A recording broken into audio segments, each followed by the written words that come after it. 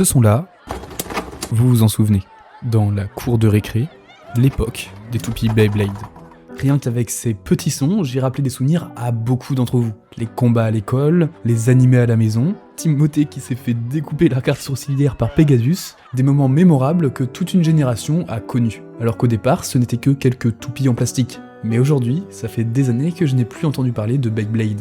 Comme si cette époque n'avait jamais existé. La dernière génération ne joue même plus aux toupies dans la récré, ils n'ont même plus d'épisodes à la télé, ils regardent même plus la télé, comme si Beyblade avait disparu. Qu'est-ce qui s'est passé ? Où sont-ils aujourd'hui ? La licence a-t-elle véritablement disparu ? Je vous propose de nous remémorer cette époque sublime de Beyblade. Comme d'habitude, retour à l'origine, 1999. On va se pencher sur une entreprise japonaise incroyable, Takara. Depuis 50 ans, ils développent et vendent des jouets pour enfants. Et ça marche très très bien. Ils ont fait des poupées, des ordinateurs, et surtout ils avaient déjà marqué une génération en 80, car c'est eux qui ont inventé Transformers. Mais depuis de nombreuses années, le marché des jouets et des figurines est extrêmement compétitif. Déjà, le marché change énormément, les enfants passent rapidement à autre chose, d'une mode à une autre, et dès qu'une entreprise a un jeu qui marche, tous ses concurrents reprennent exactement le même jeu en changeant un petit peu le style. Sauf que Takara, ça fait un demi-siècle qu'ils survivent dans ce domaine, et c'est pas par hasard. Ils ont un énorme atout, ils savent innover. Ils arrivent à devancer tout le monde la plupart du temps, et même à lancer des modes. Et en 99, ils tiennent un nouveau concept, qui existe depuis 4000 ans, mais que personne n'avait réellement exploité. Les toupies. En Chine, on la fouettait pour qu'elle continue à tourner, en 1600, on lançait avec un fil lui donnant assez de vitesse pour qu'elle tienne le plus longtemps possible, puis on a gardé ce principe. D'année en année, de siècle en siècle, les formes ont évolué, des fois un petit peu bizarrement. C'est un objet qui fascine beaucoup les enfants et même les adultes, tellement il est simple mais aussi assez complexe. Et ces toupies sont utilisées dans le Beigoma, un jeu japonais. Le principe c'est que plusieurs toupies s'affrontent et la dernière en vie, en gros qui continue à tourner, a gagné. Mais même si ça existe depuis 4 millénaires, Takara va lancer Zero Mode en créant des toupies. C'est là qu'ils ont été extrêmement malicieux, car ils ont un plan d'attaque pour rendre des simples toupies une mode internationale. Ce produit, c'est Beyblade. Je suis prêt, lancez! Beyblade, entre dans l'arène! C'est bien beau de savoir maintenant d'où vient le concept, mais rentrons dans le vif du sujet, qu'est-ce qu'ils ont ajouté au Beigoma.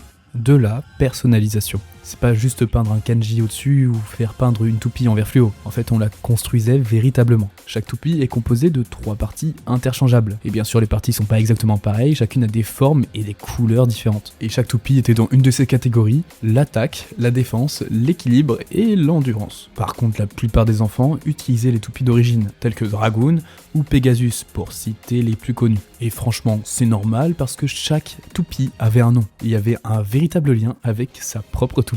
Aujourd'hui, certains se souviennent encore de quelle toupie ils avaient et laquelle était leur préférée, tellement le marketing a été efficace. Mais bon, retournons au vrai intérêt de la toupie, c'est de la personnaliser. En échangeant les pièces entre elles, déjà ça change complètement comment elle se joue, et on testait laquelle marchait le mieux contre la toupie éclatée de la petite sœur. Ah oui, j'avais oublié de le dire, mais Beyblade, ça se joue pas seul, et heureusement, le principe c'est de jouer à plusieurs. Car le concept, ça reste le combat de toupies.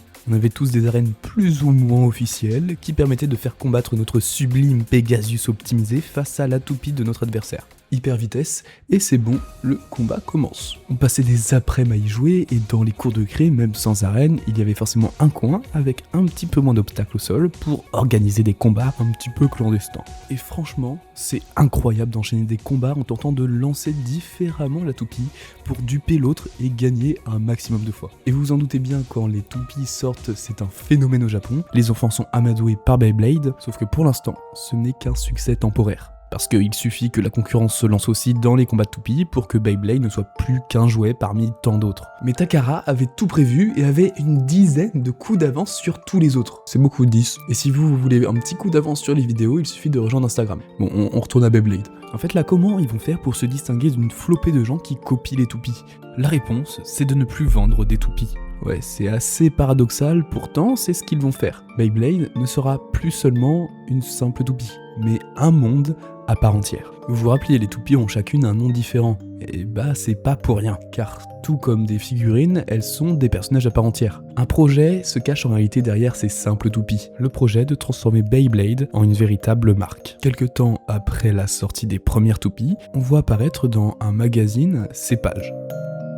On découvre le premier chapitre du manga Beyblade, dessiné par Takao Aoki, qui met en scène un monde où les combats de toupies Beyblade sont un vrai sport. On va suivre dedans, non c'est pas ce personnage, c'est plutôt lui, Tyson, un enfant qui va combattre dans des tournois de toupies avec sa troupe.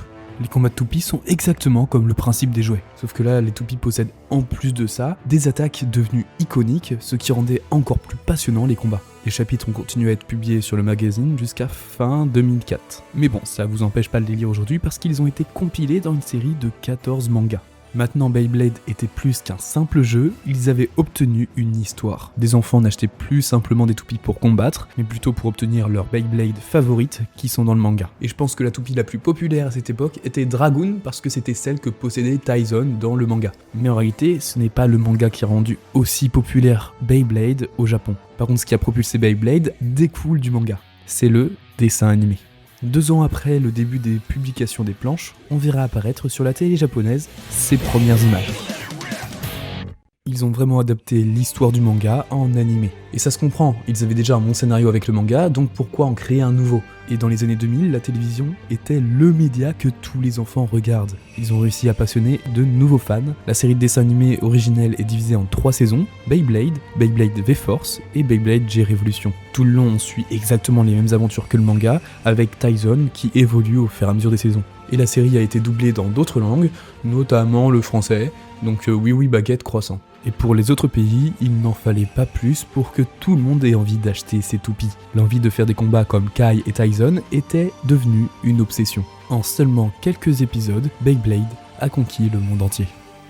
Takara avait réussi son pari avec les toupies, et c'est Hasbro par contre qui s'en chargera dans les autres pays, notamment la France. Et même si comme prévu, une flopée de contrefaçons sont apparues, tous les enfants préféraient Beyblade. Bon, j'avoue, ça m'a pas empêché d'avoir une toupie plus grosse qui n'était pas officielle, et qui aurait découpé 2 fois plus vite l'arcade sourcilière de Timothée. À côté de ça, ils ont sorti des jeux vidéo, notamment sur Game Boy au Japon, mais chez nous, faudra attendre la 3DS et la DS. Le principe des jeux vidéo se référait un peu plus à l'animé, des combats de toupies plus interactifs, avec aussi des attaques. Bon, Beyblade est partout, ça, on l'a compris. Sauf que c'était seulement la première génération de toupies, une génération que j'ai tout simplement pas connue parce que je ne suis qu'un simple 2006. J'étais juste inexistant à cette époque. Moi, ce que j'ai connu par contre, c'est la série qui est venue après. Une série qui honnêtement reste encore aujourd'hui la plus populaire de Beyblade. On passe au 2e acte avec Beyblade Metal.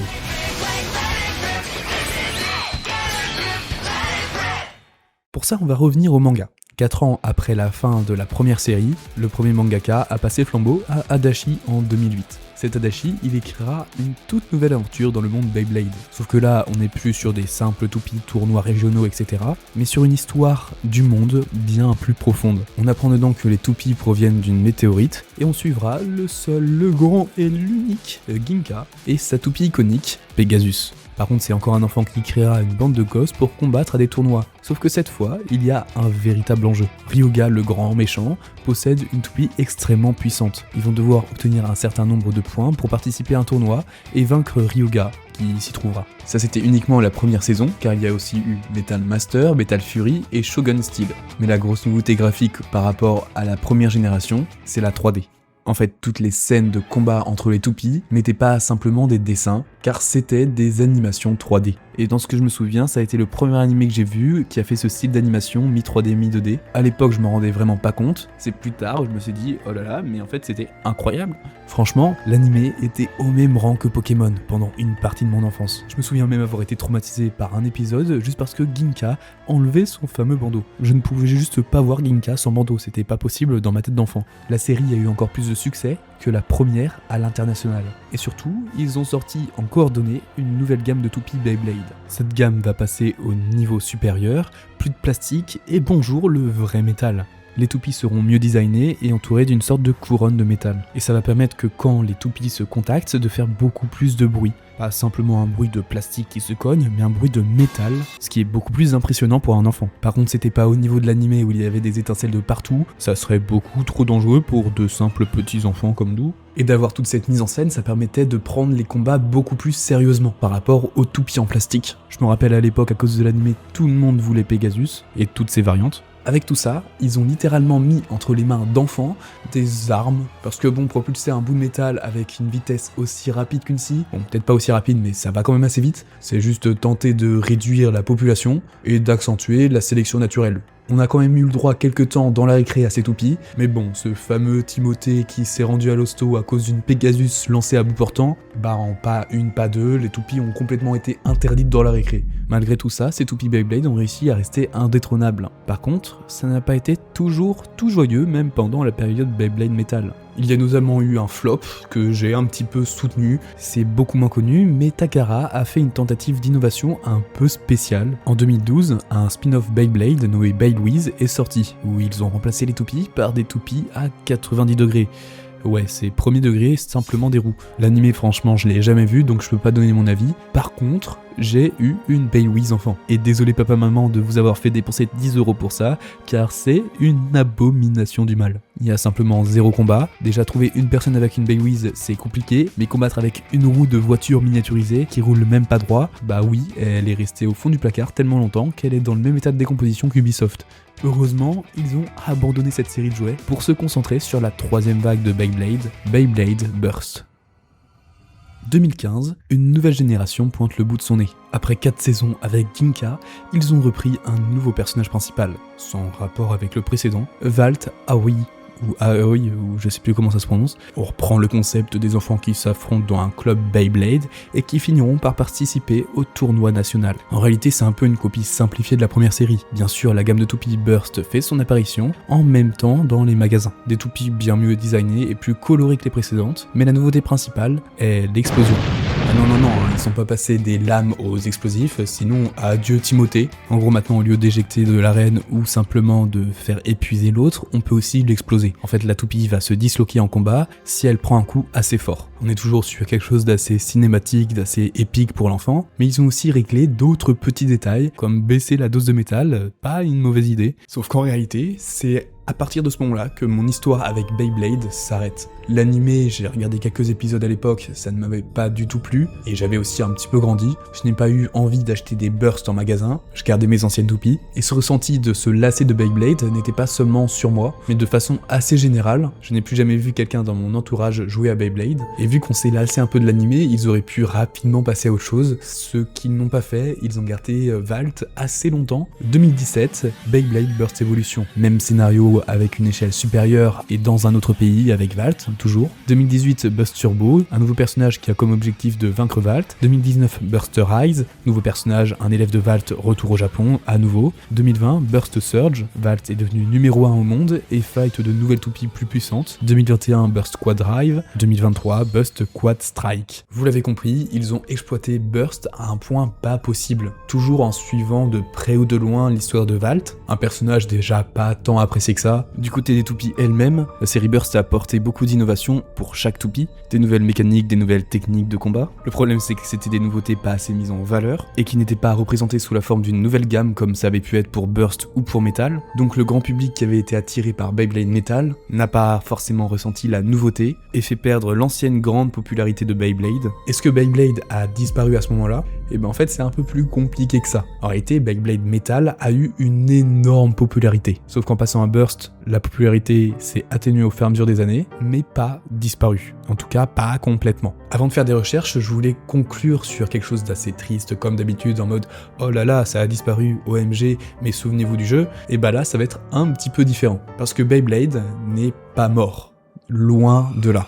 En 2023 est sorti Beyblade X en animé. C'est la suite de Burst, encore une nouvelle série avec de nouveaux personnages.